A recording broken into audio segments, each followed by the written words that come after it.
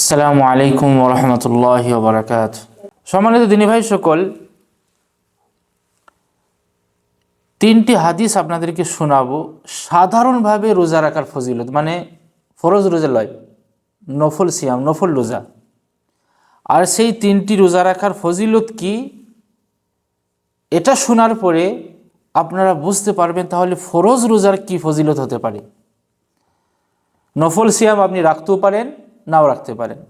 আরাফার সিয়াম নফল, রাখলে বিশাল সব, না রাখলে গুনাহগার হবেন না। আশুরা রোজা, এর বড় ফজিলত আছে। সোম বৃহস্পতিবার রোজার ফজিলত আছে। আপনার প্রত্যেক মাসে 13, 14, 15 তারিখে রোজার ফজিলত আছে। রাখলে অনেক সব আপনার আমল নামাতে অ্যাড হবে, আর না হলে গুনাহগার হবেন না। কিন্তু ফরজ সিয়াম তো আপনাকে পালন করতেই হবে। যদি আপনি স্বাবলম্বী হন, ক্ষমতাবান হন, অবশ্যই আপনাকে পালন করতে হবে। এবারে দেখেন সেই তিনটি হাদিস কি। একটা হাদিস আবু সাঈদ খুদরি রাদিয়াল্লাহু তাআলা আনহু বর্ণনা করেছেন। হাদিসটা আপনার বুখারীর 2840 নম্বরে আছে। রাসূলুল্লাহ সাল্লাল্লাহু আলাইহি ওয়াসাল্লাম বলেছেন, মা মিন আবদিন ইয়াসুমু ইয়াওমান ফি সাবিলিল্লাহ, যে কোনো ব্যক্তি আল্লাহ তাবারাক ওয়া তাআলাকে রাজি খুশি করার জন্য, আল্লাহর জন্য একদিন মাত্র রোজা রাখবে। এটা কিন্তু নফল, সাধারণভাবে রোজার ফজিলত।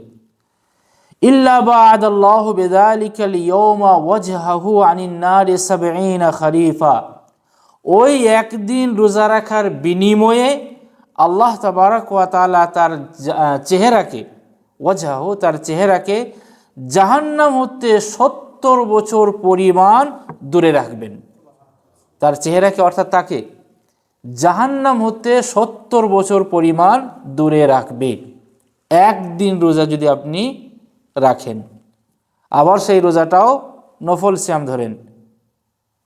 তারপর আর একটা হাদিস, আমর বিন আব্বাস রাদিয়াল্লাহু তাআলা আনহু হাদিসটি বর্ণনা করেছেন। হাদিসটা আপনার সহিহ তারগিবে আছে, তাবরানীতে আছে। রাসূল কি বলেছেন, মান সামা ইয়াওমান ফি সাবিলিল্লাহ বাউদাত মিনহু নার মাসিরাতা মিয়াতা আমিন, যে কোনো ব্যক্তি একদিন রোজা রাখবে আল্লাহ তাবারাক ওয়া তাআলার জন্য, সেই একদিন পরিমাণের বিনিময়ে, সেই একদিন রোজা রাখার বিনিময়ে সেই ব্যক্তি থেকে জাহান্নাম 100 বছর পরিমাণ দূরে সরে যাবে। আচ্ছা, আর একটা হাদিস দেখেন, আবু উমামা বর্ণনাকারী সাহাবী, তিনি বর্ণনা করেছেন। হাদিসটি তিরমিজির 1624 নম্বরে। রাসূল কি বলেছেন, মান সামা ইয়াওমান ফি সাবিলিল্লাহ, ওই আগের মতনই, যে ব্যক্তি একদিন রোজা রাখবে আল্লাহ তাবারাক তাআলাকে রাজি খুশি করার জন্য, জাআলাল্লাহু বাইনাহু ওয়া বাইনান নারি খান্দাকা, তার মাঝে এবং জাহান্নামের মাঝে একটা গর্ত খনন করা হবে, একটা গর্ত। আচ্ছা, কামা বাইনাস সামাই ওয়াল আরদ, সেই গর্তটা কতটা দূরত্ব হবে, কতটা বড় হবে, যতটা আপনি জমিন আসমানের মধ্যবর্তী এই জায়গাটা দেখতে পাচ্ছেন। এই জমিন, ওপরে কি দেখতে পাচ্ছেন, আসমান, এর মধ্যবর্তী কতটা গ্যাপ আপনি পরিমাণ করতে পারবেন?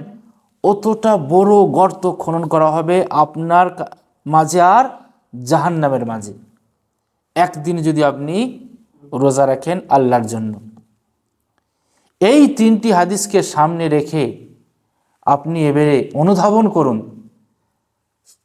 নফল সিয়াম যদি একদিন রাখলে আল্লাহ তাবারাক ওয়া তাআলা 100 বছর পরিমাণ জাহান্নামকে আমাদের কাছ থেকে দূরে সরে নিয়ে যান।